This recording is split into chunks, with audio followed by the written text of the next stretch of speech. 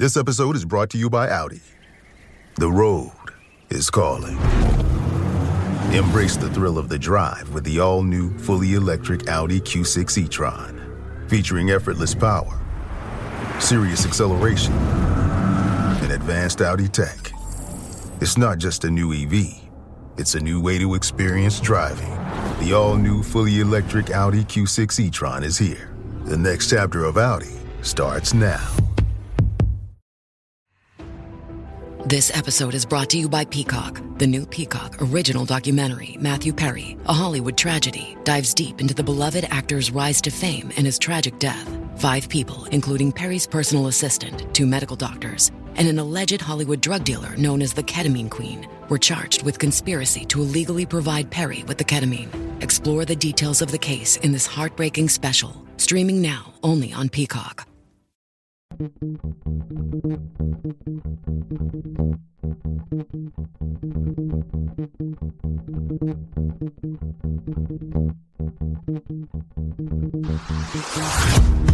Hey, I'm Amanda from Trifecta Fitness. We're proud to be Clarksville's new Get Fit headquarters. Trifecta Fitness is a state-of-the-art spin and strength training studio. Our spin studio is truly one of a kind in this area, complete with 20 state-of-the-art live fitness bikes and an incredible sound system. Our strength training is done in small groups of 6 or fewer, and all of our strength and spin classes are scalable for every level of experience. Come see us in the heart of Clarksville, just behind MAPCO at the corner of Old Trenton Road and Wilma Rudolph Boulevard. Call us for more info at 931-542-6265 or download our Trifecta Fitness app for a full list of upcoming classes.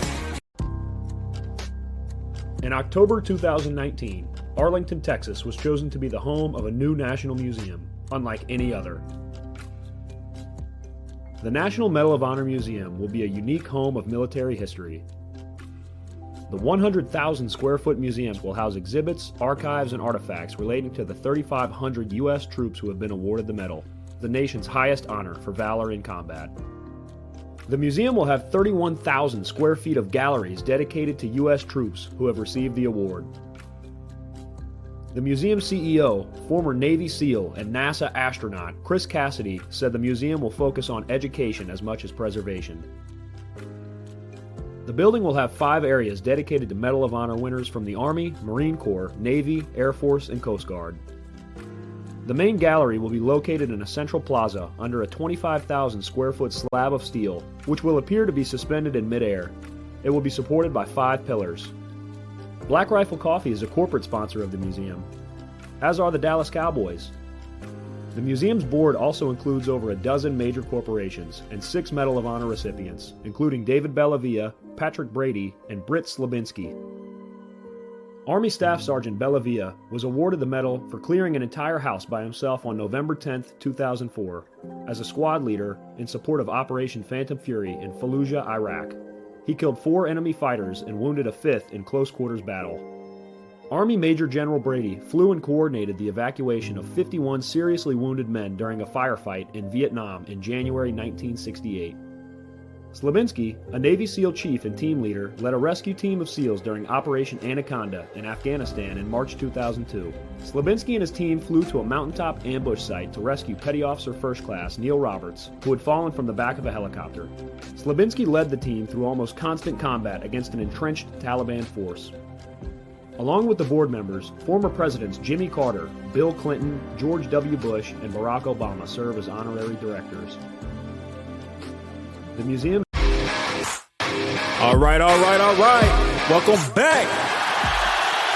Misfit Nation. The Misfit Nation show. We are a show founded by a veteran and hosted by 2 veterans and a military spouse. Our mission is to get people to tell their stories to the world. If you're an author, share your tips with the Misfit Nation. If you're a musician or an actor, our audience needs to know how they too can get into the business. Coaches, we love our coaches. Come on and share your tips with the Misfit Nation to help them become better versions of themselves. If you are a corporate leader or an entrepreneur, come on and show how you did it and how hard you have fought for success. If you are a veteran, first responder, or Gold Star family, we would love to have you come on and share your story with the Misfit Nation. We always have time for you. If you're feeling down, alone, are starting to see the darkness, stop. Think about those who are around you. You are not alone. You will be missed. If you feel like your problems will be a burden to those in your inner circle or feel embarrassed, dial 988. If you are a veteran, take option 1. We need you to keep pushing forward. Don't make a permanent solution to a temporary problem. If you are a new listener, welcome to the Misfit Nation Show. Be sure to subscribe to our show on your favorite podcast app. Also on our YouTube channel at @the_Misfit Nation. Subscribe and click the bell to keep you up to date on our latest episodes and all of our news. You can also find us on Heroes Media Group and About Face Radio. Now, let's get to the show!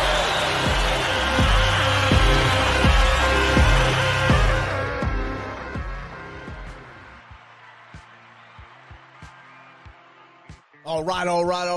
The ToosDay Crue is here, hosted by Stephen LaMonica and Jake Collin. It is a Misfit Nation production that brings powerful stories of grit, resilience, and leadership to life. Stephen is a business leader and YouTube consigliere, ensures the show runs smoothly, providing real-time feedback and maintaining discipline during live broadcast. Jake, a 25-year Army veteran and former EOD tech. We call him Hurt Locker. We call him Lacey. Offers deep insights from his extensive service, which includes multiple combat deployments and VIP missions around the globe. Together, they welcome guests from diverse backgrounds to share their journeys, inspiring listeners with stories of overcoming adversity and leading with purpose. Whether you're tuning in for the insightful discussions or to enjoy Stephen's passion for NASCAR or Jake's anecdotes from his farm in Kentucky, the ToosDay Crue delivers a unique blend of entertainment and inspiration every week. So sit back, relax, and enjoy the ToosDay Crue. All right. It's Tuesday. The crew is live after technical difficulties. They are here tonight and they're ready to rock. First, we have to lay down some memorial stuff for you. USMC veteran and police officer Jacob Camden Noza was shot and killed during a traffic stop on December 8th. His end of watch was December 9th. He was with the Terrell Police Department in Texas. Keep him in your thoughts, him, his family, his friends in your thoughts and prayers. And also Master Sergeant Ryan McCarthy of the 3rd Special Forces Group. His last day with us till he went to Valhalla was December 1st, 2024, and he passed at Fort Liberty. So keep them in your thoughts and prayers as you move forward through this holiday season, this month of December. And now, without further ado, we bring you Jake, we bring you Lacey, we bring you Steve, or also known as Cagney. The mood is right, the time is now, it's the ToosDay Crue! Thank you, Mr. The Nation, for that wonderful introduction. Yeah, truthfully, I think he's still riding high from Notre Dame making the playoffs. I know I am. How you doing? I'm doing good. How about you? I'm doing good. I had a big old bowl of roast and potatoes and carrots and mushrooms that Mrs. Holland had prepared when I got home. It was quite tasty. Nice. That's always good. Sorry about the technical difficulties that I couldn't get in the green room earlier. I was trying out a new device and it really don't want to work that well. So I'm going to have to do some further testing with it. Yeah, we were discussing that the other day and how I can only go through one way to get into StreamYard and it doesn't work another way. We got to figure these things out. Yeah. Baby steps. We're trying. We're trying. Hey, without any further ado, let's talk about Mr. John David Grisham. Graham. He's done a lot of amazing things in his life, and quite recently, he's the founder of Good Samaritan Home, which is a housing and mentoring home for men and women restart their lives after prison. I think that is a wonderful endeavor. I'm not saying that everyone can be rehabilitated, but there are those that, they might have done a little bit of something. And being institutionalized for 25 years of my life, I can understand how prison would definitely institutionalize you, and you would have to have some kind of mentoring to come out of that. He's also been a door-to-door salesman, children's home counselor, substitute school teacher, truck driver, fireman, building contractor, a minister, and a journalist. Man, that's more than anyone should be able to pack into their life. That is just one big background right there.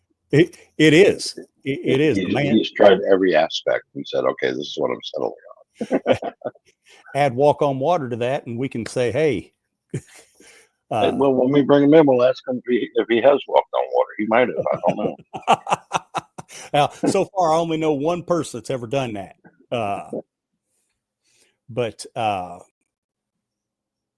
Well, shoot, let's get him in here. Good evening, John. How are you? Gentlemen, about walking on water, the trick is knowing where the rocks are. Yeah. So you have done it. I don't walk on water without rocks. Oh, okay. Okay. You don't have the Back to the Future hoverboard. You can just go across. No, I'm sorry. My feet are very, very much made of clay. So Jake gave the roundabout 10-second background about you. Let's hear from you. You go back as far as you want. Tell us about you. Well, let me just say that I was watching the Medal of Honor presentation. It was extremely impressive. And what it reminded me of was in the 60s when I grew up and I was in school, it was an extremely difficult time because the country was torn apart, no matter what side of the political spectrum. And it made it very difficult for a lot of us to, particularly when it capstoned in Watergate, because we just felt like the country was coming apart. We had assassinations, we had bombings. And so I came out of that with a great deal of misdirection. And I went from one career to the next to the next. I'm not a drinker, I'm not an addict, but I certainly didn't know what to do with my life. And I went from one thing to another. And I was 53 years old. And I'd taken my family from state to state. I'm familiar with Kentucky, and I'm familiar with everything down I-75, all the way down into Texas, trying to find work. And at 53, I finally said, maybe we can help people who need more help than us. And so we ended up opening up a homeless shelter for people who had even fewer options than I had had. And one thing led to another.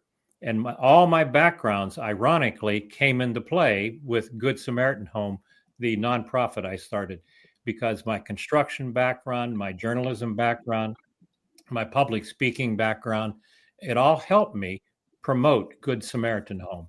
And eventually we were able to connect with the Ohio Department of Correction, and they asked us if we would help low-risk men coming from prison who needed housing temporarily. Because the research says that if you have temporary housing, you can get a job. Then you can get your own apartment. Then you can pay child support.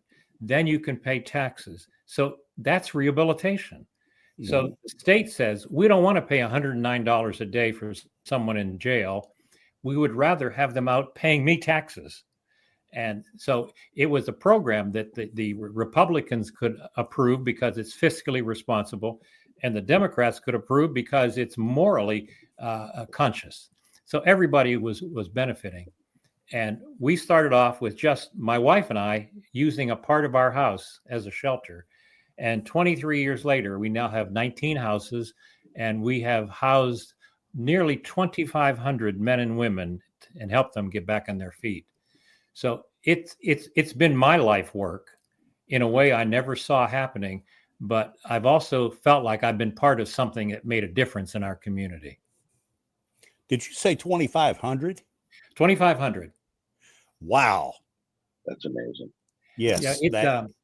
Yeah, housing is critically important. So we don't necessarily do counseling or any of that. What we do is simply give you a safe place so that you can go out and get a job and know that when you come back, you're not going to be sleeping on the street. And that's very, very important in rehabilitation.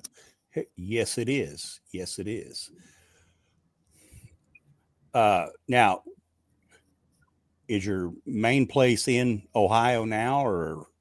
Yeah. I'm actually bi-coastal, if you can call it that. I had done construction in Texas, and I like to call Texas a second chance place because historically it's always been where people come to restart their lives. Davy Crockett's the best example. The Tennessee legislator kicked him out, so he came to Texas because he said the people of Tennessee can go to hell. I'm going to Texas. And of course, 3 weeks later, he died, but we won't speak of that. But the thing here about Texas is I was able to start my construction business. So when I wanted to write what I call my second chance story, my novel, I came back to Texas and I do my writing here. And then I just travel back to Ohio where my staff does most of the day to day. But I'm still in Ohio and I'm still in Texas. Okay. So right now I'm in Texas. All right. Well, that's great. Your Now, book, Running as Fast as I Can. I must admit I haven't read it, but I was looking through. That thing's got a whole bucket full of awards.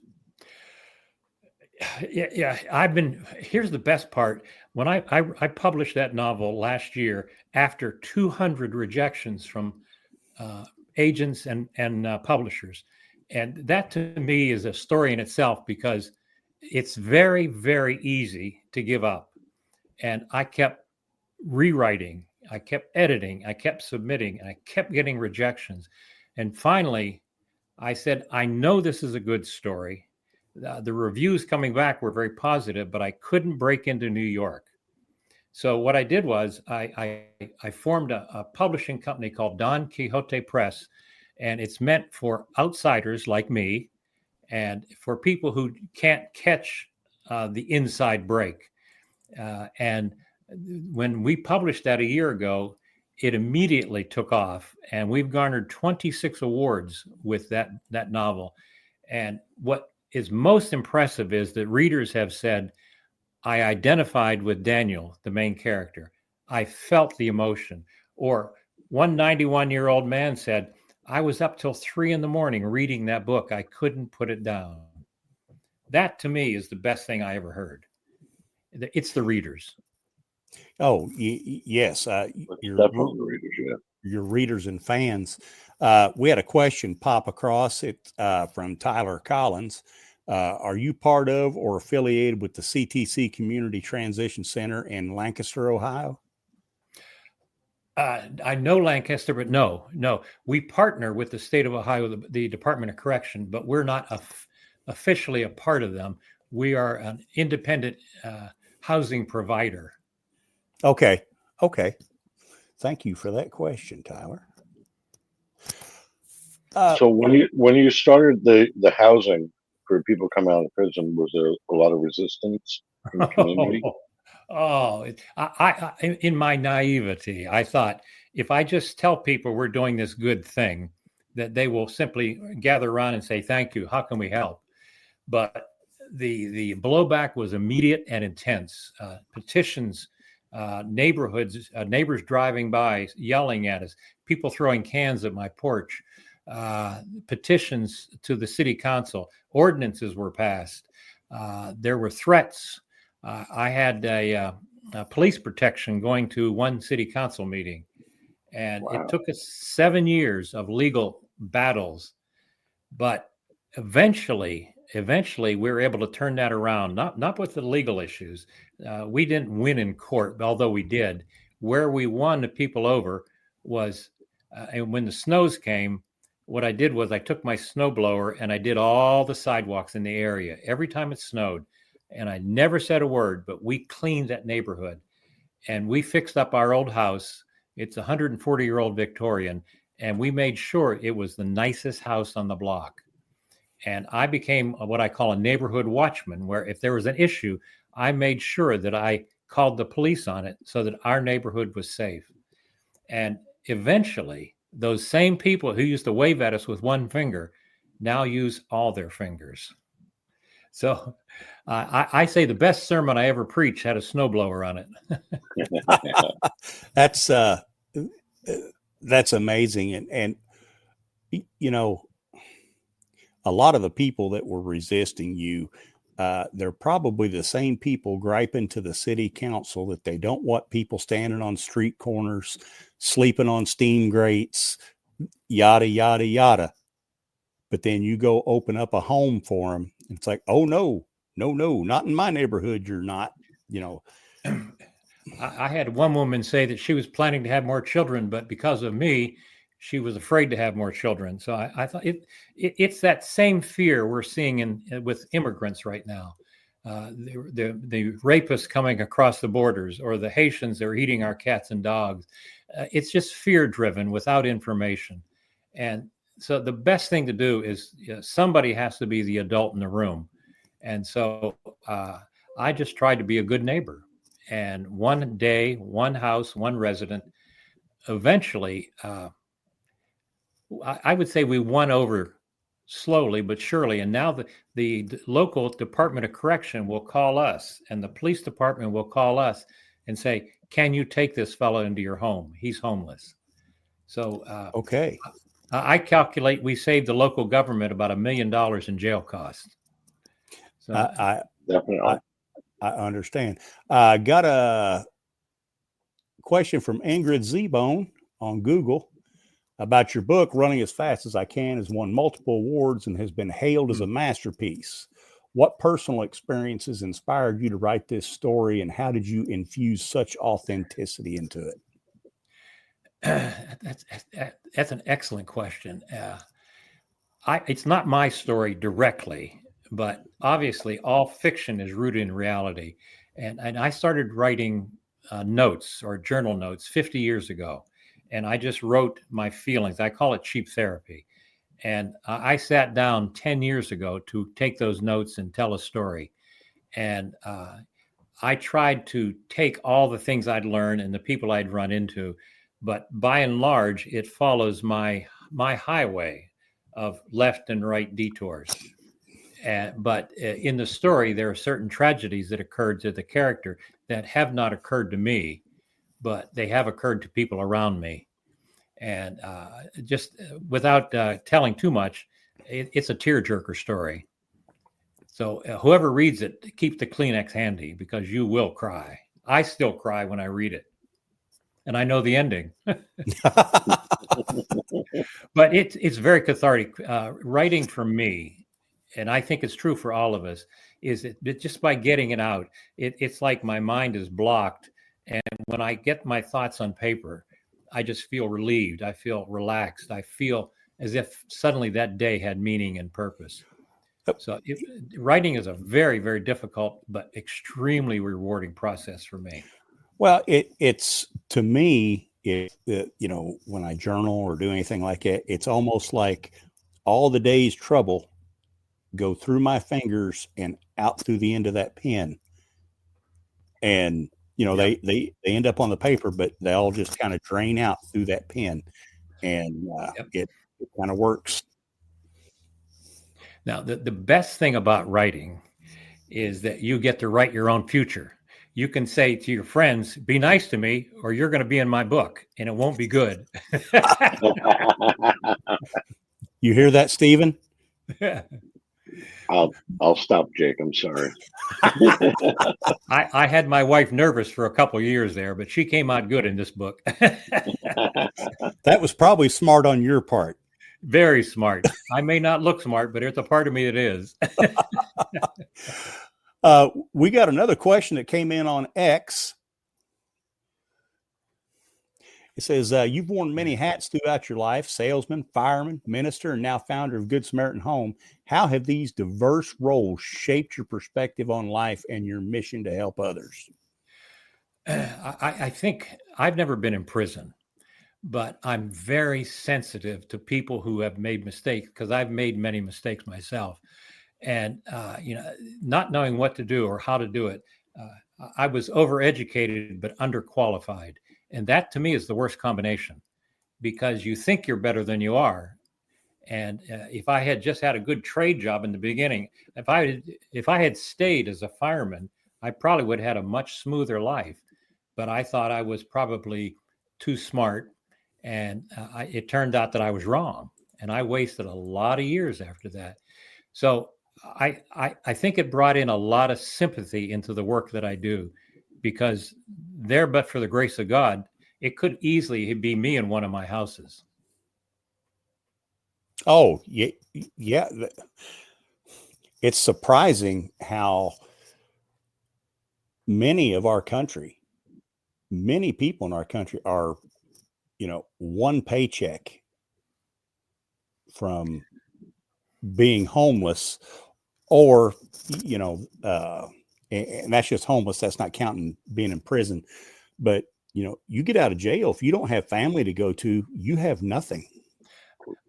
I call that being a double loser, because going to prison sets you apart, having lost out on a section of your life. But you get out of prison and you have no family, you're a loser again, double homeless.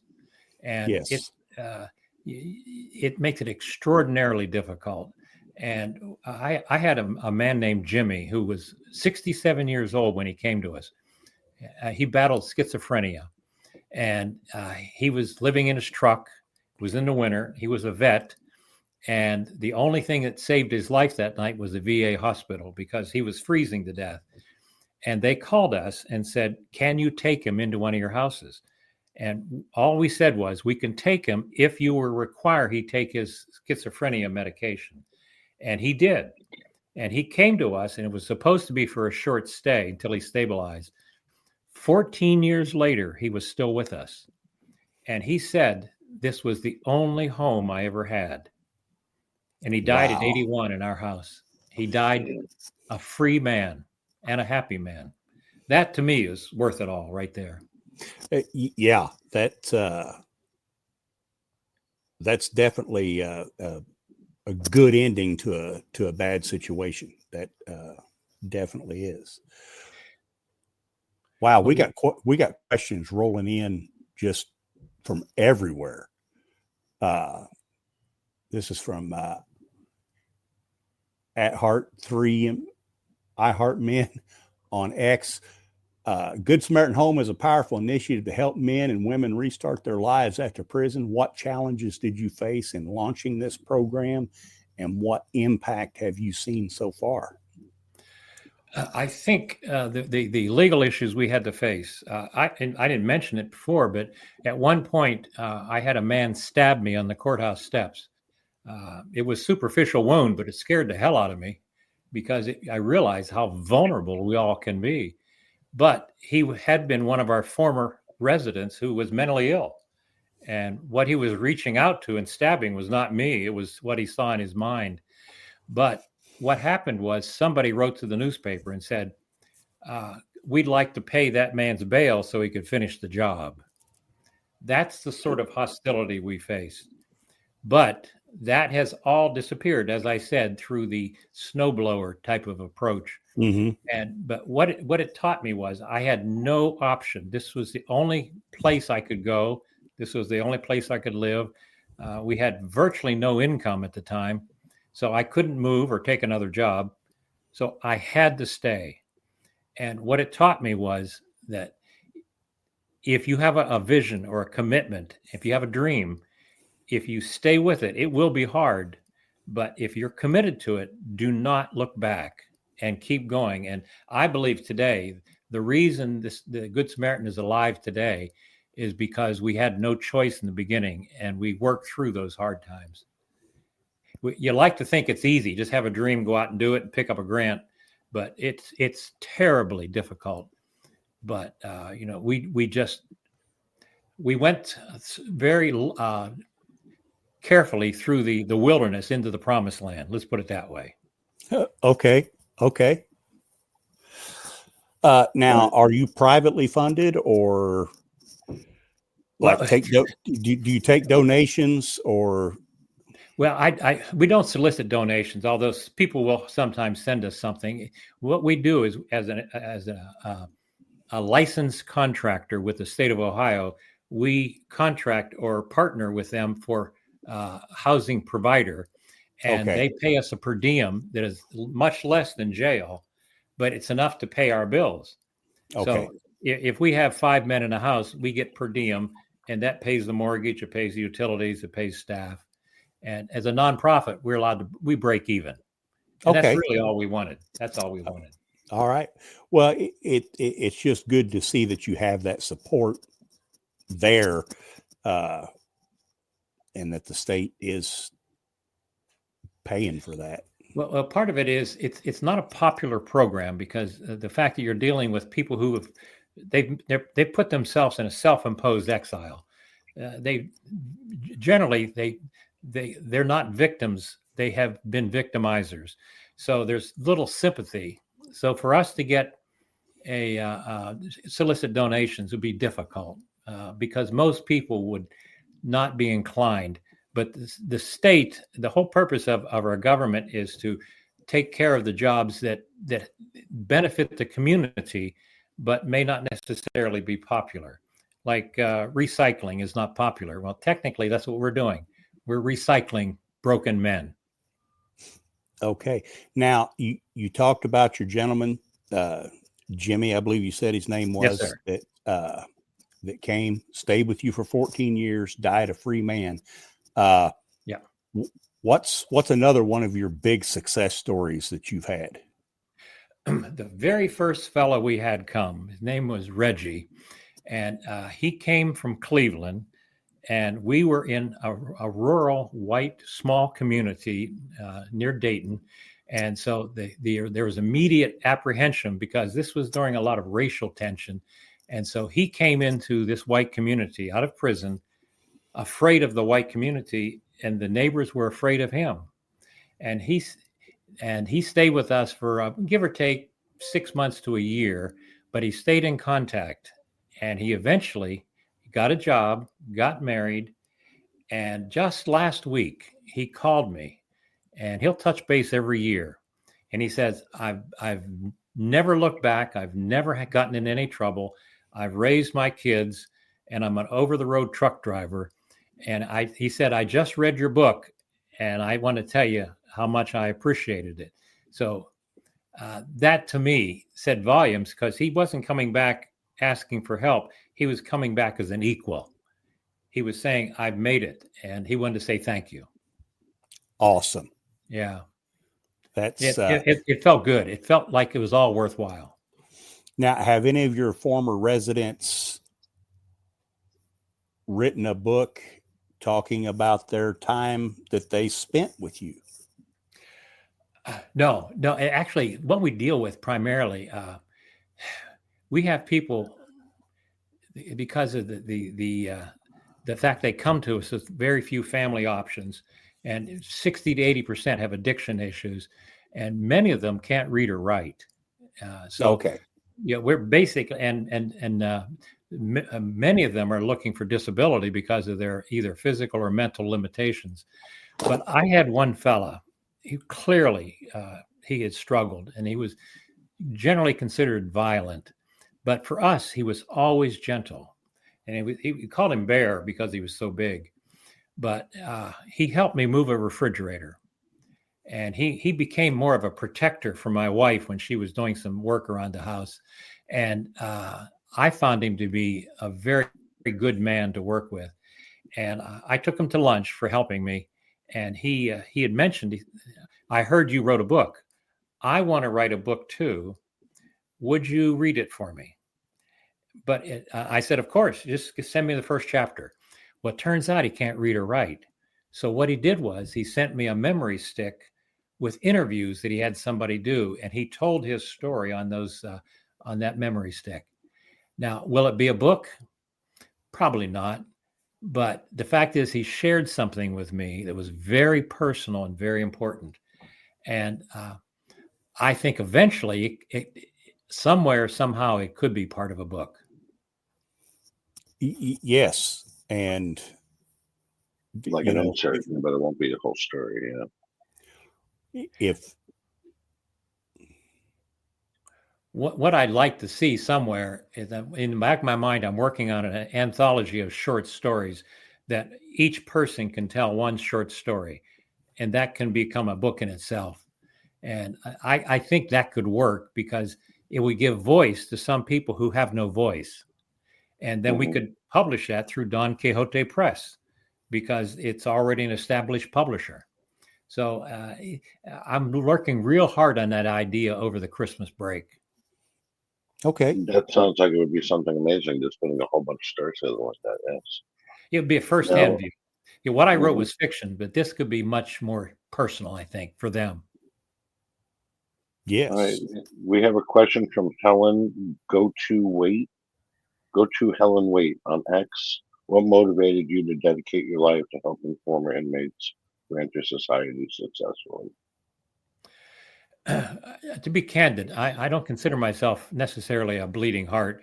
I'm not a liberal. In many ways, I'm very conservative. But I'm also very aware of my own shortcomings. And when I visited prison once, and I was so taken back by this idea of these men walking the halls, and they were only numbers. And I heard the doors slam, and I heard the echo in the halls, and I saw the cameras, and I saw the vacuous look in their eyes. I thought, what a hideous place this must be. And a chaplain asked me if I could take Reggie, the first resident, if he was coming out homeless, could you take him into our house? And that's what led to this. It was just a happenstance of, I didn't go looking, but it came to me, and it certainly changed my life. Awesome. Got another question here that popped up. I know more on Google. In today's society, recidivism remains very high. What do you believe is missing from current reintegration program, and how does Good Samaritan Home fill that gap? Good Samaritan Home was a direct result of the recidivism issues that were running 60 and 70%, particularly in places like California, turnstile in prison. And Ohio developed research out of the University of Cincinnati saying that we need to put rehabilitation into the community, that people do best, low-risk offenders do best in the community. So they started looking for ways to reintegrate people rather than reincarcerate. But that meant you had to prepare, and that meant you had to have housing, and you had to have reentry support. And so we became part of that Ohio plan. And a recidivism rate in Ohio has dropped, I believe, down into the 30s. So it's definitely has worked, because it makes sense that if you're in the family and working, you have a better chance of staying out of prison because you're doing the right things. And if you're in prison, all you have time to do is think about how angry you are. And so it's a no-brainer, and it's working in Ohio, at least. Have any other states tried to model off what you're doing? I'm sure, but I'm not aware of them. Okay. Yeah, particularly coming out of the Reagan years, there was a lock 'em up attitude, and that's why prison populations tripled over 30 years. And under George Bush, there was a move back. George Bush had the conservative, compassionate conservatism, and we were part of that movement of faith-based initiatives trying to help in a very practical way. And I do know in Dayton, there were 20 other nonprofits like ours doing similar work, but they all disappeared over the past several years. And I think that's because of the commitment of my staff and my board. We've worked very, very hard to run an above-board relationship with the state. And it's worked out very well. We have I think, an excellent reputation for being accountable to our contract. Okay. All right. Another question. How do you see the role of storytelling, like your novel, in creating social change and fostering empathy in today's divided world? Wow, that's an excellent question. I remember when I was during the conflict, I went to the city hall in the city council, and there were angry people all around me. And I had a ream of documents. I had data showing all this that we're talking about recidivism. And I presented all that, and the look on their face was, I don't give a damn. They didn't care, because data did not matter. So what I determined to do was, just like the story about Jimmy resonates more than any data that I could present. So I wrote this novel. It's not necessarily about Good Samaritan Home, but it's about second chances. And the idea was to make the story so personal, make it so emotional that people would identify with it and they would feel compassionate to somebody who's struggling with addictions or struggling with their own bad choices. And it's worked. The feedback on Google is it's gotten 5-star ratings 90% of the time. So on Amazon. So the people that I'm hearing from are saying they get it, they understand it, and that's why I'm not selling the book to make money. I'm selling it to generate this conversation. I want people talking about second chances so that we can diffuse the anger in our country right now. That's my goal. Yes, because there are a lot of angry people out there. I haven't seen this since 1968. It reminds me a great deal of what we lived through. And I don't want this generation to go through what I did afterward. I want to help my grandkids so that they have a degree of stability that I never had.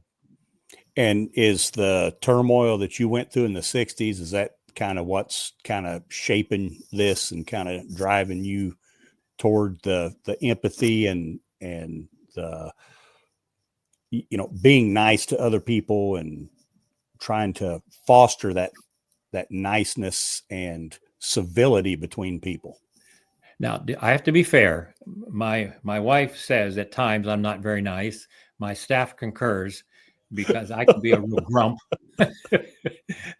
But I think having been homeless myself, having struggled to make the right choices, having struggled to provide for my family, my son read my journal notes from a section when he was 6 years old, and he said, "I never realized we struggled so much with money." And the good news is that my children have become far more stable than me. They went into a job. My son's a police sergeant, and my daughter's a business executive, and they've been in the same houses and the same jobs for 25 years. And by all definitions, they're very successful. So I think that if I've done one thing right, I've given them a starting point that was better than mine. Good. That's all any of us ever want for our children, is to have things better than we had them. Now, I will tell you this, though. My son says that he has a cop. He locks him up, and I bring him home. Well, it kind of becomes a family business. Yeah, it's a self-perpetuating circle. Yes, we kind of have that in my family. I have one daughter that's a nurse and another daughter that's a mortician. Oh, that's funny. The jokes are too easy. Oh, yes, they are. They are. Now, the good news about a mortician, I will say this about morticians: they're the last people to ever let you down. There you go. That is correct. Amen. That is correct. Now, that was a free joke, and you get it's worth every dime. Well, if I tell that to my daughter, that will get labeled as a dad joke, I'm sure. Yeah, that's where they go. Got another question that popped. I tell you what, Misfit Nation, you are on it tonight with the questions. This is from Jimmy Not Sausage Dean on Google. You talk about developing calloused hands and a tender heart. How do you balance resilience and compassion in your personal and professional life? I just had this conversation for 2 hours yesterday with one of my staff, because he is what I call a vice principal. He's much more strict, and I need that to be doing the day-to-day work. And we are constantly, though, wrestling with, where does the law end and where do people begin? Where do we say, no, you can't do that, but yes, you can have one more chance? And statistically, addicts need 7 times to overcome an addiction in rehabilitation. So you're going to fail. So I'm constantly having conversations with my staff and my wife. My wife tends to be, she's Irish Catholic, and she likes to be more precise, shall we say. And I'm always saying, let's give them one more chance. But what I've learned to do with my work is I feedback from my staff because they're boots on the ground. So if I give somebody one more chance, I want to make sure that's a smart thing to do, not just a compassionate thing to do. Okay. In the Bible, we say you have to be gentle as doves, but wise as serpents. Yes. Yes. So as somebody who has, I'm going to say, done it all, what's your best advice for someone who wants to start over late in their career? I'll give you an example. I was in San Antonio, and there was an ad in the paper said Harrison Ford program television series 1923 was looking for walk-on actors. I'm not an actor. I'm 76 years old. And I said, what the heck? So I put my name in, set my picture with my best Stetson hat on, and they hired me. So I drove up to Austin, got fitted out for this program in a 1923 suit, got my hair trimmed to look like the part. And I had a ponytail at the time, so I had to cut that. And I was all set to be in a television show. And they cut my part. They cut my scene.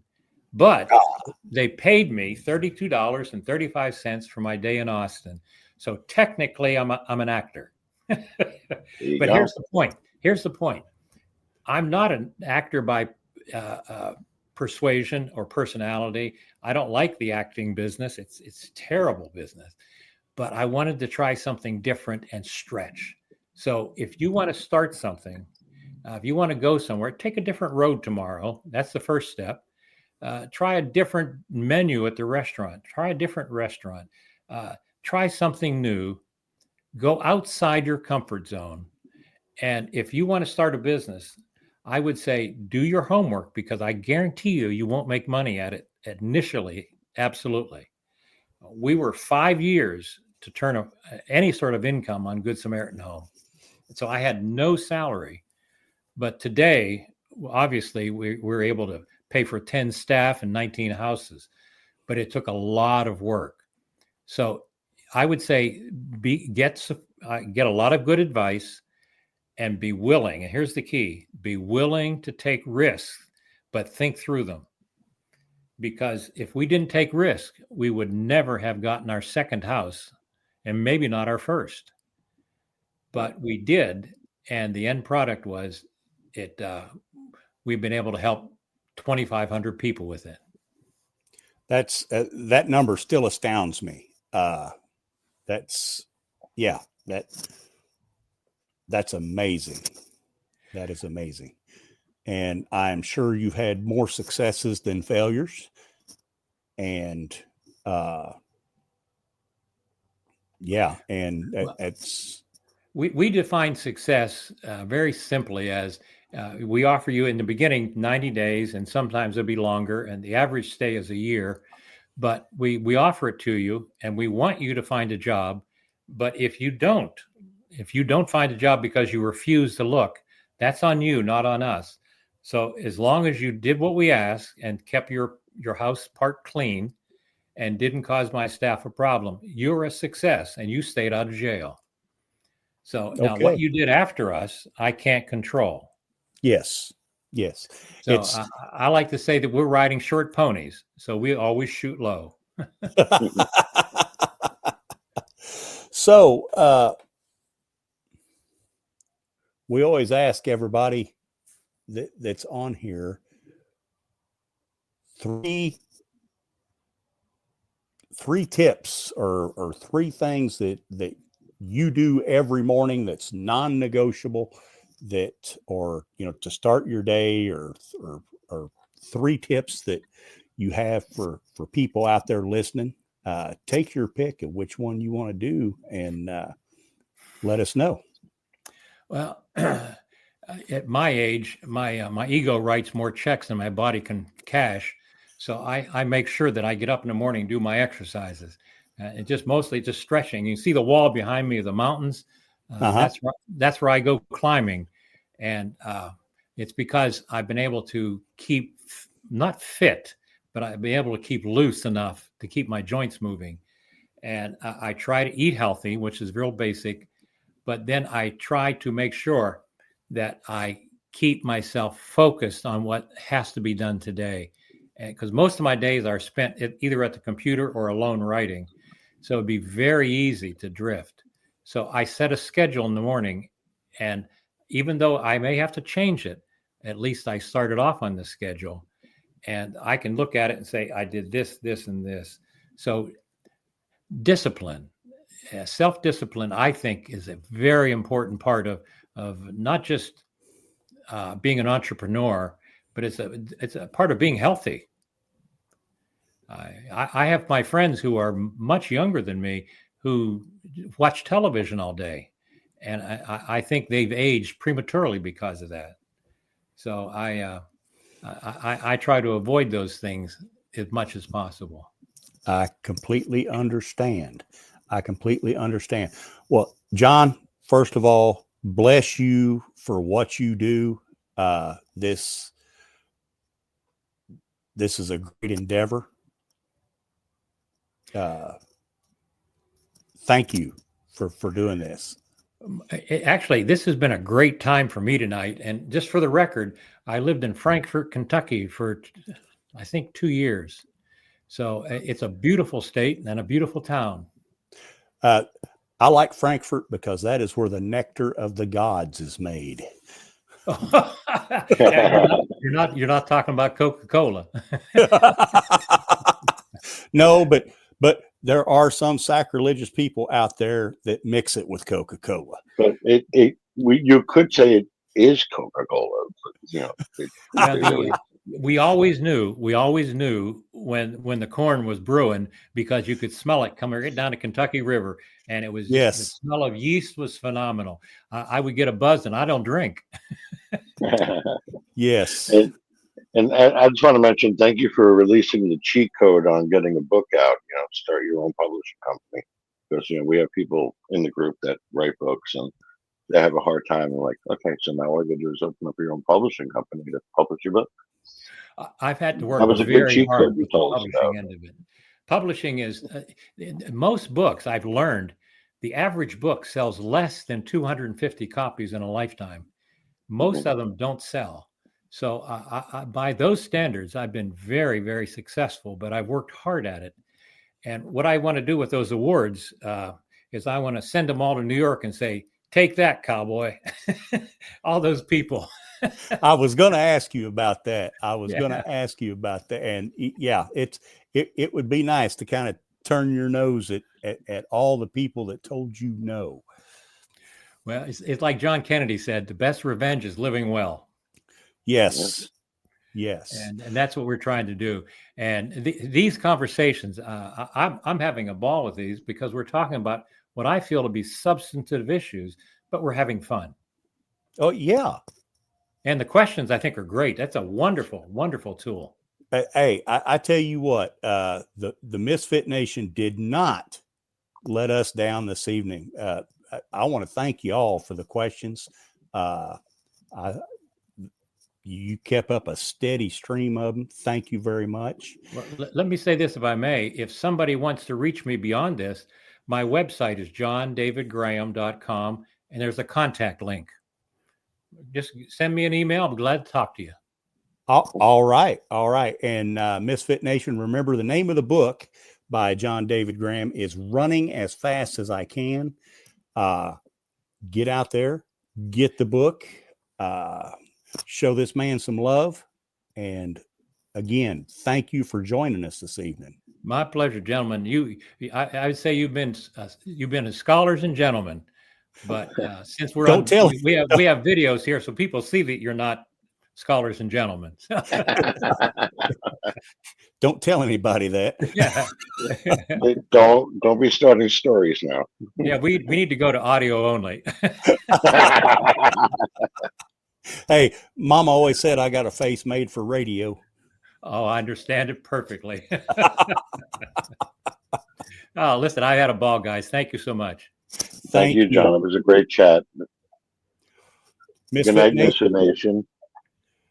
Thank you for tuning in. And as always, we love you, and we'll see you next Tuesday. Peace out. This message is from the U.S. Department of Veterans Affairs. Did you serve in the military? If so, you can obtain a free lifetime pass to more than 2,000 federal recreation sites.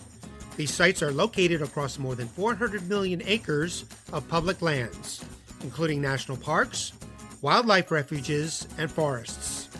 The lands host activities to fit any lifestyle: hiking, biking, fishing, camping, and much more. Gold Star families are also eligible for these free lifetime passes. Plus, they cover entrance fees for a driver and all passengers in a car, or up to 3 additional adults at sites that charge per person. Obtaining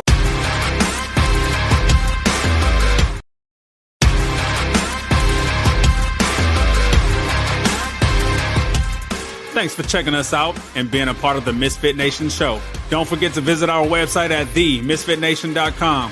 That's themisfitnation.com. Check out all our past episodes and get some of the great Misfit Nation gear for you and your family. As always, be humble, stay hungry, and keep hustling, because we are Misfit Nation. Misfit Nation.